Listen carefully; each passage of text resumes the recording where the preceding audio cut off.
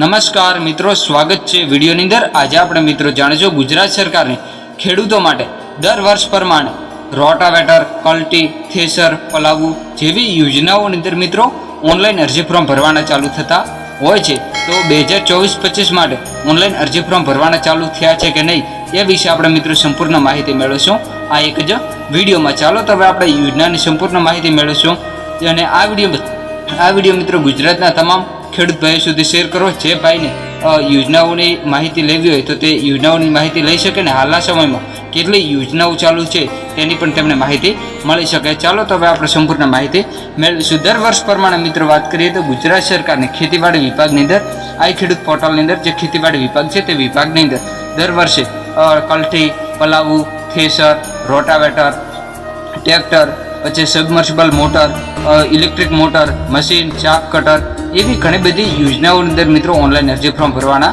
ચાલુ થતા હોય છે। તો આ વર્ષે આપણે મિત્રો વાત કરીએ તો ટ્રેક્ટર, કલ્ટી, પલાવું, તમામ પ્રકારના પલાવું મિત્રો ડીશ પલાવું હોય છે તે, હાઇડ્રોલિક પલાવું, પછી રોટાવેટર, દવા છાંટવાનો જે પંપ આવે છે તે, પછી submersible motor, electric motor, machine, ચાપ કટર તેવી યોજનાઓની અંદર મિત્રો ઓનલાઈન અરજી ફોર્મ ભરવાના ચાલુ થયા છે કે નહીં એ વિશે આપણે વાત કરીશું અને હાલના સમયમાં કેટલી યોજના છે એની પણ આપણે માહિતી મેળવી લઈશું।